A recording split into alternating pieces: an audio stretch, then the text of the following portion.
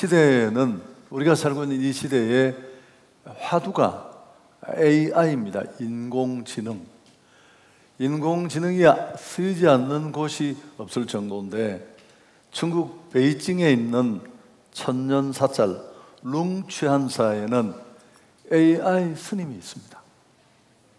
인공지능 스님이 경례를 이렇게 돌아다니다가 이제 온 사람들 상담을 해준대요. 우리 아내가 너무 잔소리를 많이 해서 도저히 함께 살 수가 없습니다. 그럼 이 센얼이라는 키가 60cm밖에 되지 않는 이 인공지능 스님이 뭐라고 조언을 하느냐 하면, 그저 함께 살아갈 뿐 이혼을 권하지는 않습니다. 이렇게 조언을 하면 사람들은 이 인공지능 스님의 조언을 듣고 굉장히 힐링을 경험하고 실제 사람을 만나는 것보다 훨씬 부담이 적다고 합니다. 이 센얼은 고성들의 방대한 설법을 다 분석해서 그 데이터를 몸에 안고 있어서 이런 조언을 하는 겁니다. 사람들이 마음의 안식을 얻는 이 종교의 자리에까지 인공지능이 들어와 있는 것을 알 수 있습니다. 그런데 여러분, 그 무엇으로도 대체할 수 없는 영역이 있습니다. 자녀를 키우는 일입니다. 시간이 가고 세대가 달라져도 이 고민은 커지기만 커지지 결코 줄어들지 않습니다. 자녀는 하나님이 우리에게 주신 축복이고 선물입니다. 제가 이렇게 말하면 열을 팍 받아서 나 그 선물 거절하겠습니다. 정말 머리 깨어질 지경이고 여러분 충분히 그럴 수 있습니다. 그러나 그럼에도 불구하고 선물이고 축복인데, 자녀는 축복이고 선물일 뿐 아니라 또 한편으로 하나님이 우리에게 맡기신 책임이고 숙제예요, 숙제. 제가 오늘 시작 전에 목회 기도 때 보라, 자식은 여호와의 주신 기업이요라는 이 기업이라는 말이 자녀의 동전의 한 면과 같은데, 그게 쉽게 말하면 숙제라는 뜻이에요. 우리가 풀어내야 될. 그래서 방치하거나 무관심해서는 안 됩니다. 아이들을 잘 가르치고 키워야 하는데, 오늘 에베소서 본문의 말씀도 또 아비들아 너희 자녀를 노엽게 하지 말고 오직 주의 교양과 훈계로 양육하라. 여러분, 무관심과 방치는 아닙니다. 사람은 교육을 통해서 가르칠 때만 바르게 온전한 사람이 될 수 있습니다. 정글북이라는 얘기를 알고 계시죠? 어떤 부모가 밀림에서 아이를 잃어버렸습니다. 한참 시간이 지난 다음에 찾아보니까 늑대가 이 아이를 키워서요. 다시 사람 세상으로 돌아왔지만 이 아이가 외형은 사람인데 그 아이는 늑대였습니다. 함께 살 수가 없었어요. 이게 실화잖아요. 우리가 우리의 자녀들을 가르치고 양육하는 일을 방치하거나 무관심한다면 우리는 늑대를 만나게 될 겁니다. 전혀 다듬어지지 않은. 어떻게 하면 내 자녀를 잘 키울 것인가? 하나님이 내게 주신 이 축복의 선물들을 반듯하게 키워서 세상에 출품할 것인가? 그래서 고민을 하던 중에 이번 주간에 우리가 자녀 양육의 중요성을 알고 있고 또 노력했지만 정말 놓치고 있는 중요한 급소들이 있습니다. 오늘 이 본문이 그걸 잘 보여주는데 함께 살피면서 말씀 속에서 은혜를 받고자 합니다. 근데 이제 메시지만 찾고 끝나면 뭐 하겠습니까? 실제적으로 도움이 되지 않는데, 그래서 실제적인 도움을 얻기 위해서 유대인의 자녀 교육 사례들을 좀 얘기를 하려고 합니다. 이미 세계적으로 정평이 나 있잖아요. 여러분, 유대인들은 자녀를 어떻게 받아들이느냐 하면 하나님이 내게 잠시 맡긴 보물로 이해를 합니다. 여러분, 이거 우리 다 아는 얘기예요. 여기서 끝나는 게 아닙니다. 막연히 선물이고 축복이고 보물이고 이렇게 끝나는 게 아니라 그들은 시한을 둡니다. 13세 남자아이는, 여자아이는 12세, 좀 빠르니까 아이들이 13세가 되면 성인식에 자녀들을 온전한 인격체로, 개별적 인격체로 만들어서 하나님 앞에 다시 돌려드려요. 성인식을 아주 대단하게 치릅니다. 여러분, 그동안 성인식 이전까지 한 사람의 독립적인 성인으로 만들기 위해서 굉장히 빨리 교육을 시작합니다. 유대인들의 조기 교육은 이렇게 시작된 겁니다. 우리하고 전혀 출발이 달라요. 여러분, 그 과정 동안에 하나님 경외, 인간 사랑, 배움과 노동의 가치, 공동체의 중요성, 인내, 배려, 이런 걸 다 하나하나 항목을 나누어서 가르치고 양육합니다. 여러분, 제가 설교를 준비하면서 이렇게 안타까워 본 적이 처음이에요. 어떻게 나는 이런 걸 모르고 했을까? 너무너무 후회되고요. 여러분, 저는 목회에 별로 후회가 없어요. 왜냐하면 내 삶에도 아쉬움은 있지만 그게 무슨 말이냐 하면 난 다시 누가 살 기회를 주면 이렇게도 살 자신이 없어요. 은혜로 왔기 때문에 그저 감사할 뿐인데, 이건 정말 그런 마음이 너무 많이 생겨서 우리 토요일날 직원들 모임에도 제가 잠깐 그런 아쉬움을 비추었습니다. 한번 말씀에 귀를 기울여 보시면 좋겠습니다. 첫째, 우리가 놓치고 있었던 한 부분이 오늘 본문 에베소서 6장 4절의 첫 번째 아비들아라고 했습니다. 자, 본문을 한번 다시 읽어볼까요? 또 아비들아, 너희 자녀를 노엽게 하지 말고 오직 주의 교양과 훈계로 양육하라. 여러분, 왜 아비들아라고 했을까요? 부모들아라고 해야지 위에 문맥을 봐도 그 위에 이어지는 구절, 여기 나와 있는 이 호이파테라스라는 단어는 문자 그대로 아버지인가 부모를 지칭하는가? 물론 문자적으로는 아버지를 말하지만 어머니까지 포함합니다. 그렇다면 앞에 구절과 맞지 않겠죠? 성경이 형제들아 라고 해서 자매들을 내모은 게 아니고 다 포함하는 거죠, 전체를. 그런 뜻으로 이해를 해야 되는데 그것 이상의 의미가 있다고 저는 생각합니다. 여러분, 유대인들의 경우는 누가 유대인인가에 대해서 질문을 던집니다. 명확한 정의는 쉽지 않지만 이스라엘에서는 어머니가 유대인이면 그 자녀를 무조건 유대인으로 인정합니다. 이유를 아시죠? 어머니의 영향력, 자녀 교육에 어머니의 영향력이 얼마나 절대적인가를 이들은 잘 알고 있습니다. 우리 생각과는 많이 달라요. 그런데 그럼에도 불구하고 자녀를 한 사람의 인격체로 세우는데 어머니의 영향은 굉장히 절대적인 자리에 있지만 그럼에도 불구하고 유대인 사회는 가부장적 사회고 아버지가 집안의 가장이고 자녀 교육의 책임자예요. 여러분, 그래서 아비드라라고 부른 겁니다. 부부가 함께 참여하고 아내는 그 일을 최일선에서 날마다 온몸으로 받아내지만 집안의 중심은 아버지입니다. 당연히 교육의 책임도 아버지가 지고 있고 어머니는 충실한 조력자입니다. 유대인 교육에 있어서 아버지는 담임 교사와 같다.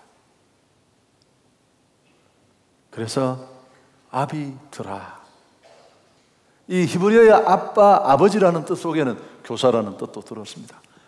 여러분, 뭐 이렇게 큰 망치로 한 부분을 맞는 것 같은 느낌이 없으세요? 여러분, 저는 이 생각이 여기까지 이르렀을 때 제가 부목사 초기에 만났던 한 여전도사님 생각이 났어요. 저와 신방 파트너였는데 굉장히 친해서 뭐 제 아내가 요리도 만들어서 주기도 하고 얻어먹기도 하고 그랬던 분인데, 이분이 남편이 돌아가시고 홀로 아들, 딸 둘을 키우고 있었는데 너무 힘들어하셨어요. 저한테 신세타령하는 게, 목사님 애들이 말을 안 들어요. 아빠가 없으니까. 엄마를 이것들이 우습게 하는 거예요. 여러분, 이 일상적인 얘기 속에는 굉장히 중요한 요소가 들어있습니다. 아버지가 교육의 중심이에요. 제사장. 근데 이 중심이 빠져버린 교육은 힘이 없을 수밖에 없어요. 권투 선수의 열린 주먹, 오픈 브로가 데미지를 못 주듯이 얼마나 많은 가정들이 이 자녀 교육의 주도적인 역할을 해야 될 아버지들이 일터로 이런저런 일에 주도권을 다 내어준 채 어머니를 닥달하고 왜 제대로 양육하지 못하나, 애초부터 이게 어렵다는 것입니다. 여러분, 유대인 아버지들은 가정 중심의 자녀 교육에 가장 주된 자리에 본인들이 있다는 것을 알고 있습니다. 그래서 어마어마한 희생을 하는데요, 퇴근을 하면 어떤 경우에도 외부 약속을 잡지 않고 저녁 시간에 집에 일찍 돌아와서 아이들하고 놀아줍니다. 식사를 반드시 함께 하는데, 유대인 자녀 교육의 두 가지 큰 키가 밥상머리 교육과 베개머리 교육인데, 자연스럽게 이런 자리에서 토론하고 가르칩니다. 아무리 바빠도 저녁 식사를 함께 하면서 아이들과 대화하고 토론하는 일을 빼먹지 않는다고 합니다. 바쁜 사람일수록, 유명한 사람일수록 더 여기에 치열한 모습으로 보입니다. 유명한 영화 감독이고 제작자인 스티븐 스필버그, 여러분 잘 아시잖아요. 쭈라기고 뭐 등등등. 이렇게 세계적인 사람이 얼마나 중요한 사업 거래처가 많은데, 상담하고 대화하다가 시간이 도저히 나지 않으면 그 파트너를 데리고 집에 와서 함께 식사를 한대요. 집 자랑하려고 하는 게 아니라 아이들과 대화하고 가르치는 이 기회를 끊지 않으려고. 여러분, 이렇게 밥상머리 교육을 받고 자란 실제 거물이 누구냐면, 오늘 이 지구촌에 어마어마한 영향력을 미치고 있는 구글을 만든 레리 페이지가 바로 이 주인공 중에 한 사람입니다. 그도 유대인인데 식사 시간마다 벌어지는 격렬한 토론 때문에 나는 끊임없이 읽고 생각하고 상상해야 했다. 책에 이렇게 적었습니다. 여러분, 아주 보수적인 유대인들일수록 저녁 시간에 이 식사, 아버지가 공교하게 가르치려고 만든 이 토론이 너무 격렬해서 신앙 논쟁을 방불케 한다요. 그럼 초대된 손님이 그걸 그대로, 손님이 오하실 때도 그대로 행한대요. 또 스티븐 스필버그는 학업보다는 다른 데 빠져서 엉뚱한 상상만 늘 일삼는데도 식탁교조에서 아버지가 늘 자기 얘기를 귀 기울여 들어줬고, 야, 참 재밌다, 너 특별하네. 여러분, 이걸 자식이 어떻게 있겠어요? 유대인들은 오랜 전통으로 내려온 이 저녁 식사 문화를 당연하게 여기고, 여러분 13세 애를 돌려드려야 돼요. 시간이 없어요.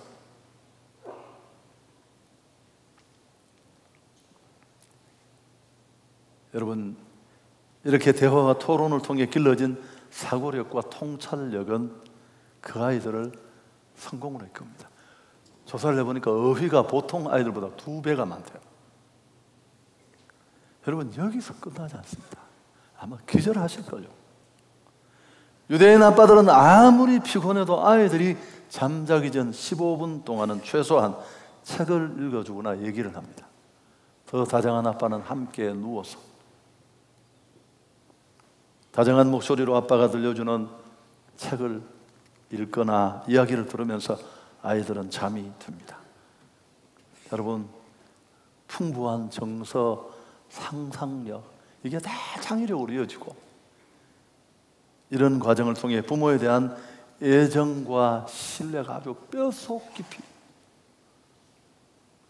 지나가면서 하는 얘기인데, 애들이 막 울거나 청을 낼 때 제가 그래도 석사를 교육학했잖아요.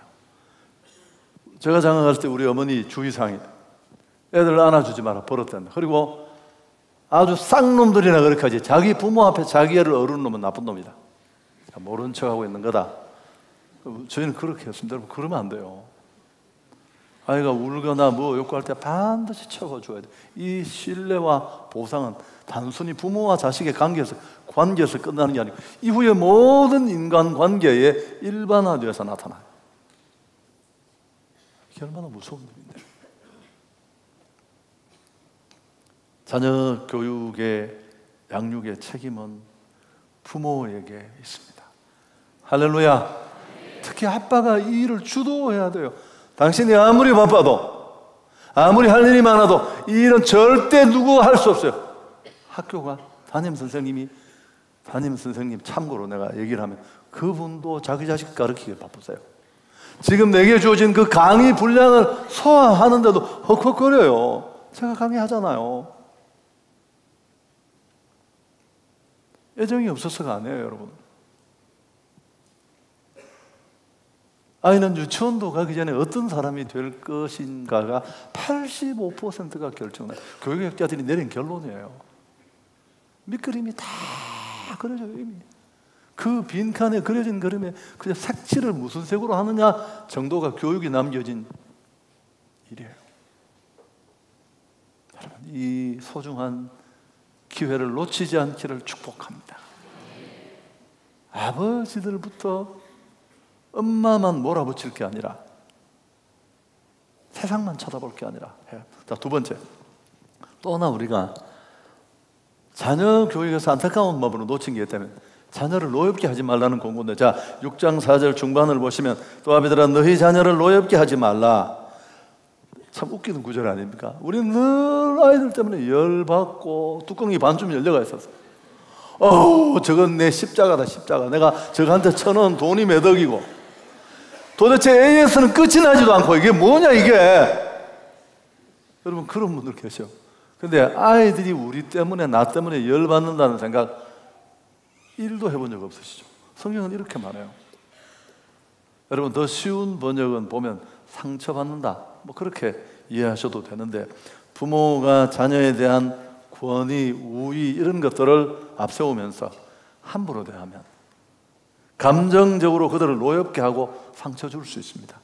내가 너를 낳았고 내가 너를 공부시키고 야 이 나쁜 놈아, 그리고 내가 먹여주고 다 하는데 네가 말이야.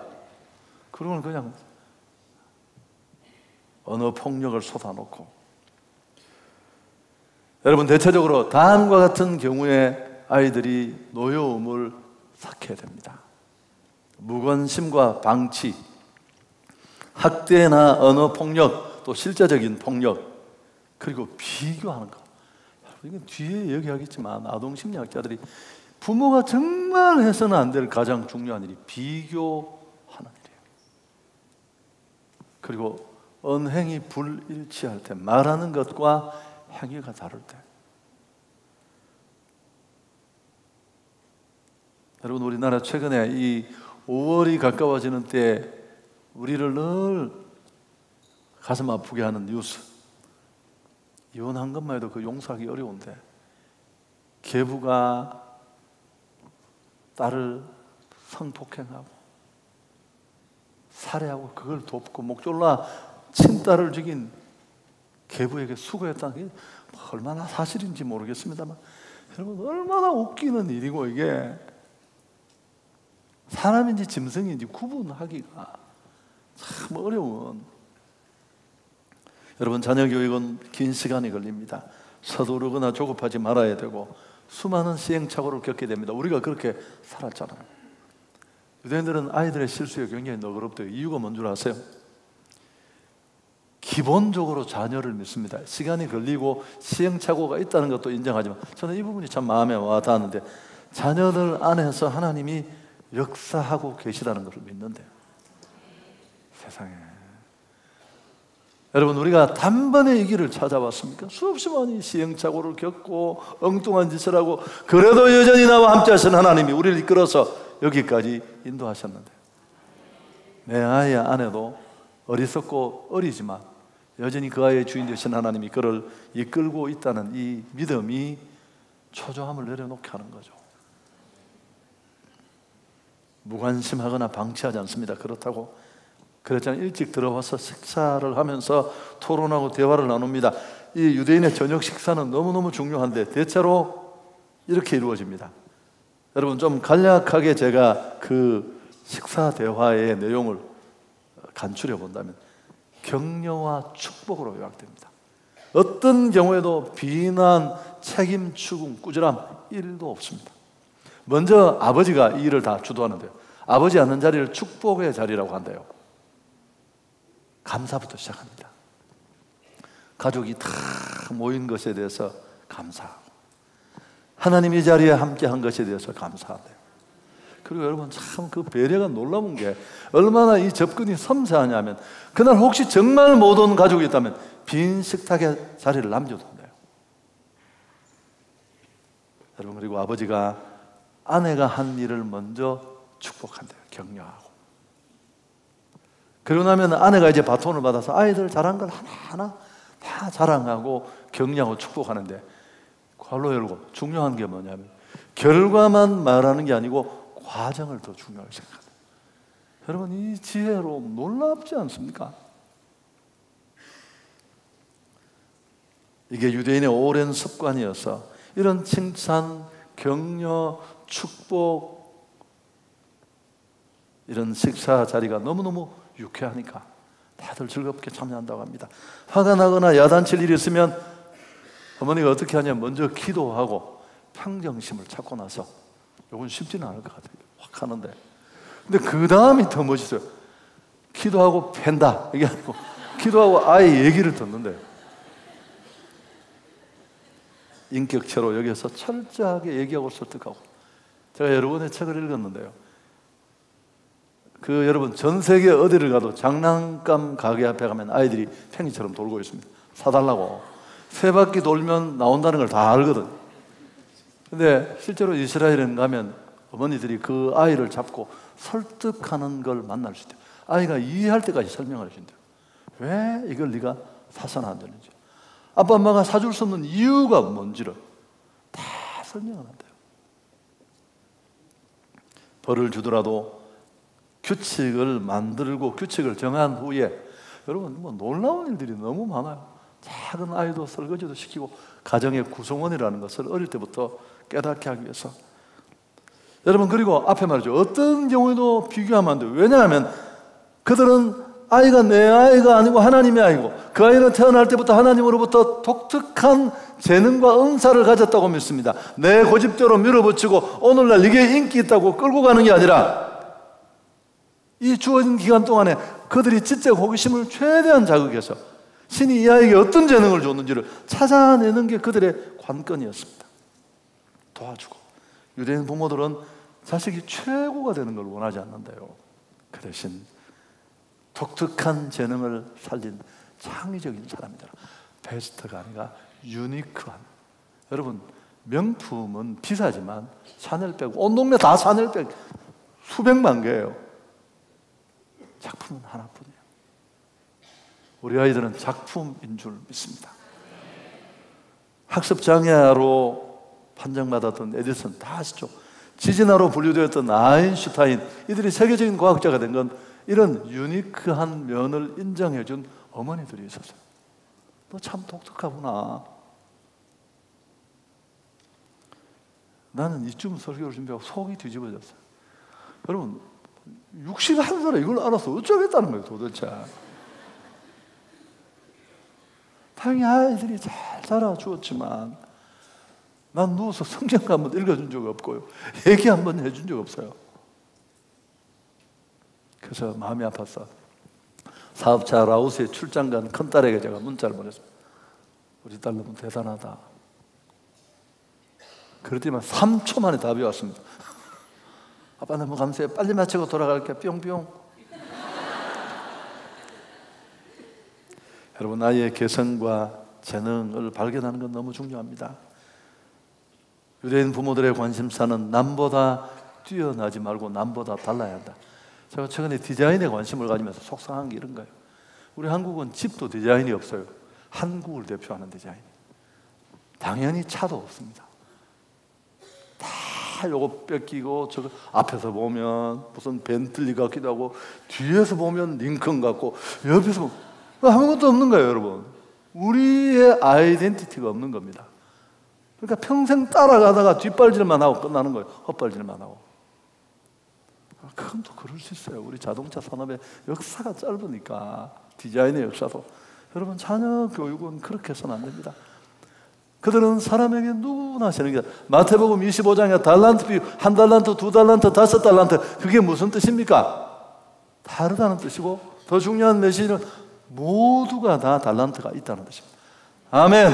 여러분, 그걸 찾아내는 게 필요합니다. 초급한 거죠. 13세 전에 다시 하나님 앞에 한 인격체로 만들어서 돌려드려야 하니까 성인식 때까지. 왜 저녁 시간에 모임을 포기해야 하는지. 여러분, 우리는 중요성도 몰랐고 주체도 잘 몰랐고. 내가 가슴에 손을 얹고 생각해봤어요. 교인들 가르친 데는 열을 내놓고 정작 이 일을 내가 해야 된다는 생각이 없었을 뿐만 아니라 누가 해줄 것이라는 대비도 없었어요. 여러분, 누가 해준다고 생각하셨나요? 세 번째, 또 하나 우리가 놓친 것들은 6장 끝부분에 보면 주의 교훈과 훈계로 양육하라. 또 아비들아, 너희 자녀를 노엽게 하지 말고 오직 주의 교훈과 훈계로 양육하라. 부모가 자녀 양육할 때 무엇을 해야 하는지를 보여줍니다. 주의 교훈과 훈계인데 중요한 건 주의라는 겁니다. 이 두 가지는 자녀를 가르치는 기본 방법인데 모든 것이 말씀을 통해 이루어집니다. 그래서 철저하게 성경 중심이어야 돼요. 우리도 여러분, 그 아이를 만드신 분은 하나님이십니다. 나를 통해 낳았지만 하나님으로부터 온 존재예요. 그렇다면 그 아이를 가장 깊이 알고 그에게 그 재능을 주시고 그 아이를 빛나게 세우실 분은 하나님이십니다. 당연히 그 아이를 양육하는 도구는 하나님의 말씀이어야 합니다. 유대인들은 아기가 태어나면 하나님 말씀이 수놓인 강보에 산대요. 어떤 의미일까요? 평생 하나님 말씀 안에 거하라는 거죠. 그 다음에 목욕을 시키는데, 이 장면도 참 압권이었습니다. 얼마나 많이 고민했는 흔적이 느껴져요. 엄마가 그 갓난아기 목욕시킨 아이에게 물어보는데, 목욕시켜도 될까요? 그리고 목욕을 하면서 먼저 얼굴을 씻기면서 이 아이의 얼굴은 하늘을 바라보며 하늘의 소망을 갖게 하옵소서. 입안을 씻겨주면서 하나님, 이 입에서 나오는 말이 축복의 말이 되게 해주십시오. 손을 닦으면서 하나님, 이 아이의 손은 기도하는 손, 남을 돕는 손이 되게 해주옵소서. 발을 씻으면서, 참 멋있습니다. 이 아이와 하나님, 이 아이의 손과 발을 통해 온 민족이 먹고 살게 해주옵소서. 여러분, 유대인들은 공동체를 너무너무 중요하게 생각해요. 그래서 고아와 과부, 민족 공동 운명체의 어려운 자리에 있는 사람을 돌보자는 것은 사람이 아니다, 그렇게 정의하고 가르쳐요. 머리를 감기면서 하나님, 우리 아이 머릿속에 지혜와 지식이 가득하게 하옵소서. 성기를 씻어주면서 결혼 때까지 순결을 지키게 하시고 엉덩이를 씻겨주면서 교만하지 말고 겸손한 아이가 되게 해 주옵소서. 속상하시죠? 여러분, 실력이 없으면 속이라도 상해야 됩니다.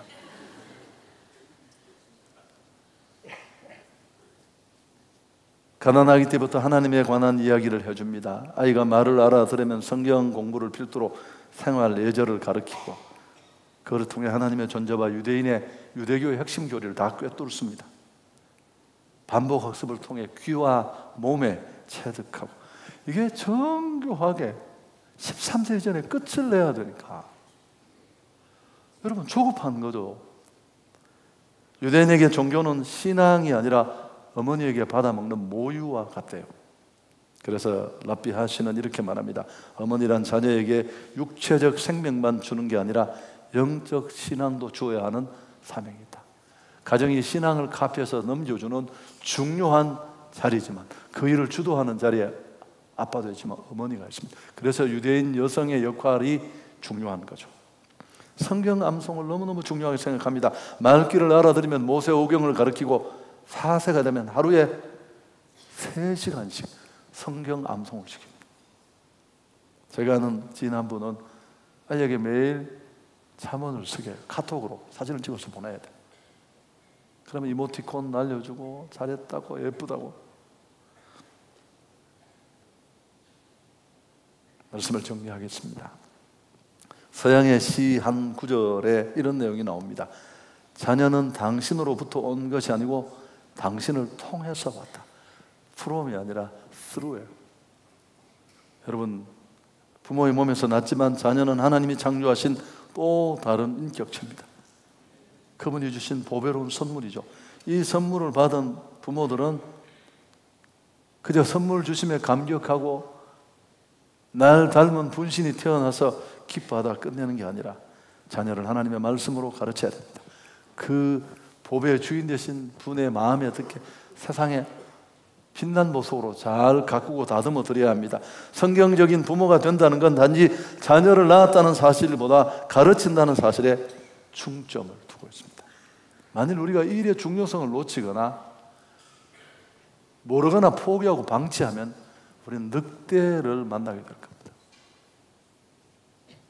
지멋대로 살아가는, 그저 하고 싶은 거 해주고 돈만 벌어서 공부시키고 그저 입히고 매달아주면 되는 줄 아는, 부모도 우습게 알고 세상도 우습게 알고 기독인으로서 이 세상의 존재의 가치도 모르는, 어디서 저런 괴물이 나왔나? 그 괴물이 만들어질 거예요. 여러분, 우리가 자녀 양육에서 놓치고 있었던 거 정리하겠습니다. 첫째, 누가 하느냐? 주체를 잘 몰랐어요. 하나님의 은혜가 깔려있지만 그 일을 주도하는 사람은 부모입니다. 가정이라는 사람 만드는 공장이, 엄마 아빠는 공장장인데 아버지가 대표예요. 담임 교사예요. 이런저런 이유로 발을 빼고 어머니만 닥달하던 아버지들 때문에 중심과 무게가 빠져버린 신앙교육은 어려울 수 없습니다. 여러분, 이 일은 누구도 대신하지 못해요. AI 못해요. 상담은 해줘도. 많은 선생님 중에 가장 영향력 있는 선생님은 부모입니다. 여러분, 좀 제안을 드리고 싶어요. 매일 저녁 시간을 포기하고 이렇게 하는 유대인 부모들이 있는데, 그 바쁜 스티븐 스필버그도 한다는데 당신의 일이 도대체 얼마나 바쁜지 모르겠습니다. 못하면 우리 하루라도, 제가 해봤는데 주일 저녁이나 목요일 날이 좋더라고요. 또 중간에 무슨 사역반 이렇게 해서 제가 못했는데요, 저는 너무너무 한 게 없었어요. 그래서 전에 요리를 하자. 그래서 내가 라면도 안 끓여 먹고 밥도 차려주면 저 혼자, 저는 이 들쳐 줘야 먹던 사람인데, 그래서 요리를 하는데 우리 와이프가 보니까 또 누구를 괴롭히려고 무슨 요리는 요리냐고, 제발 좀 그만두라고. 내가 지금 성경 말씀 듣기도 어려운데 내가 당신 말을 어떻게 다 듣겠냐고. 그래서 요리를 시작해서 16개까지를 했어요. 우리 장로님들 내가 또 못 해드렸는데, 내가 제일 잘하는 요리가 스테이크 덮밥. 이거 먹으면 거의 99%가 실신 상태에 들어가요. 우리 사역반 한 클래스가 저게 다 얻어먹었어요. 레시피도 제가 드려요. 원하시는 아빠가 있으면 제가 이 레시피를 드리겠습니다. 맛은 제가 보장할 수 있습니다. 제가 실수한 팁까지 다 적어놨어요. 여러분, 뭐 꼭 그렇지 않더라도 가족이 모여서 이런 깊은 중심을 가지고 축복하는 시간을 만들고 논제를 제시하고, 또 일주일에 하루라도 이틀이라도, 여러분 동화책도 자기가 골라오게 해요.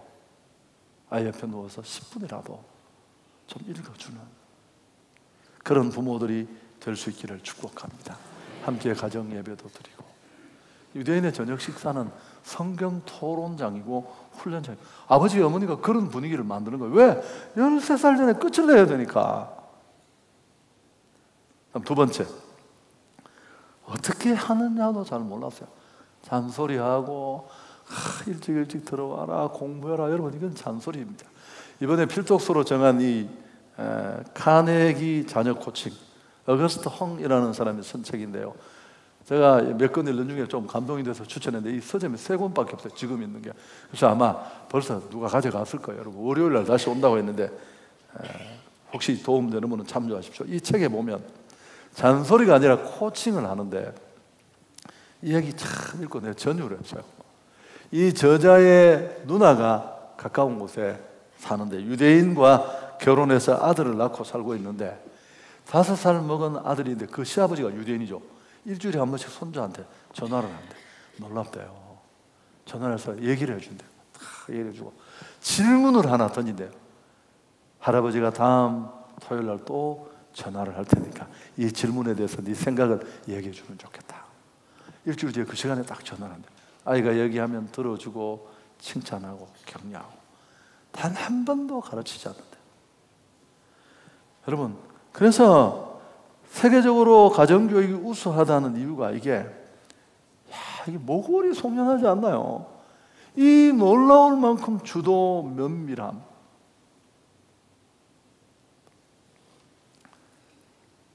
스스로 문제를 풀어가는 방법을 알 수 있도록. 그 세 번째, 무엇으로 해야 된다고? 하나님 말씀으로 부지런히. 세상 지식, 내 주관, 개똥 철학이 아니라 사람을 세우는 일은 하나님의 말씀으로만 가능합니다. 여러분, 하나님과의 관계, 또 삶의 목표와 비전, 그리고 무엇보다 두 가지는 꼭 가요. 주일 성수와 11조, 물질과 이거 비틀어지면 어렵죠.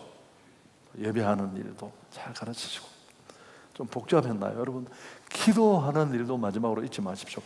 기독인이 자녀 교육에 실패하는 이유 딱 두 가지입니다. 첫째, 하나는 기도하지 않거나, 두 번째, 가르치지 않거나. 교육의 기회를 이미 놓쳤다면 그래도 하나의 첫날이 남아있습니다. 열심히 주님 손에 그 아이를 맡겨야 할 줄 믿습니다. 그래서 우리 너무 잘 알려진 얘기가 있잖아요. 내가 그대로 잘 못 옮기겠는데, 랍비 집에 하나님이 아들 둘을 주셨는데, 유대인 랍비 집에 아이들 둘이가 물놀이 갔다가 하늘에서 두 아들이 다 죽었어. 랍비가 회당에 일을 보는 동안 랍비 아내는 너무너무 슬펐어. 이 아이들을 이제 다락에 눕혀놓고 남편한테 이 소식을 어떻게 전할까 너무너무 고민하다가 일을 마치고 돌아온 남편에게 뭐라고 얘기를 했습니까? 어떤 사람이 오래전에 내게 2개 큰 보석을 맡겼다. 근데 오늘 갑자기 그 보석을 찾으러 왔다. 그래서 내가 돌려주었다고. 당연한 일이니까 잘했다고. 남편이 그때서 아내가 남편을 안내해서 그 아이들이 죽어있는 다락으로 올라갔더니만 다 받아들였다. 그런 얘기입니다. 여러분, 너무 맹숭하시네요. 여러분, 제가 어린이날 주일마다 늘 이 찬송을 많이 불렀습니다. 예수께서 오실 때에 그 빛나는 보배. 다 요대로입니다. 그래서 그 아이들이 원래 보석인데 우리가 잘 다듬어서 빛난 보배로 세상에 하나님의 나라에 내보내야 되는데, 돈 벌어가 옷만 입히면 되는 줄 알고, 공부만 시키면 되고, 아파트는 하나 주면 되는 줄 알고, 이 우리의 잘못된 착각, 부주의, 이것들이 세상을 어렵게 만들고 있다는 사실 늦지 않습니다. 오늘 깨닫고 얼마든지 저처럼 하실 수 있고, 또 안 되면 손주에게도 하실 수 있고, 새로운 변화를 만드는 우리 온 성도들과 가정 될 수 있기를 축복합니다.